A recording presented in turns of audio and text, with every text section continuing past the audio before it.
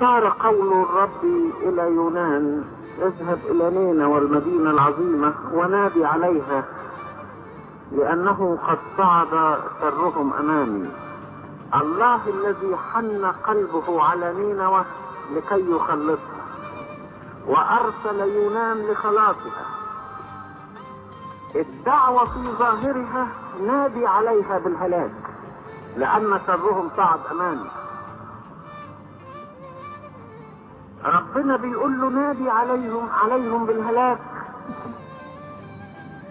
وقلب الله لا يريد هذا الهلاك، هو يريد الخلاص.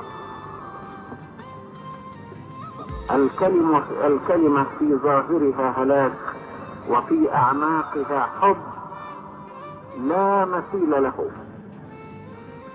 الله المحب الشفوق الحنين الطيب هو اللي قال: نادي على نينوى. يعني ايه يا رب انادي عليها؟ يعني يا حبيبي يا يونان، انا هقول لك الحكاية في سر وانت مش فاهم.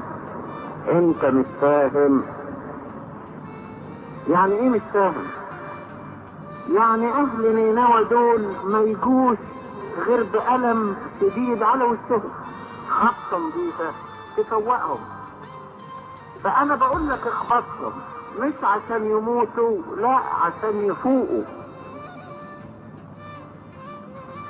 انا بقول نادي عليهم بالهلاك، مش علشان انا احب هلاكهم ابدا، علشان هم لما هيطلعوا في الماضي هيخافوا ويتعبوا ويفوقوا لنفسهم ويستيقظوا ويتوبوا فاقبلهم.